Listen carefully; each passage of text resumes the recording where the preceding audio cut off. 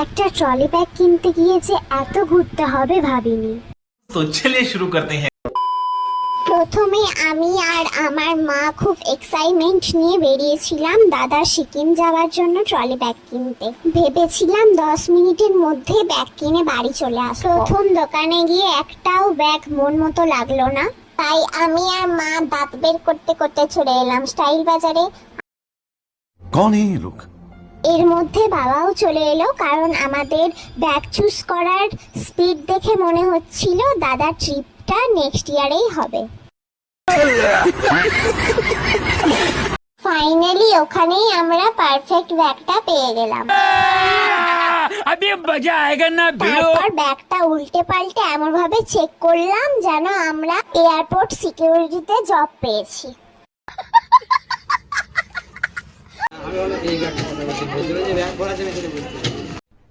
अरे कहना क्या चाहते हो? ফাইনালি ব্যাগটা নিয়ে বাড়ি আসার পর দাদা তো দেখেই খুশিতে পাগল হয়ে গেল।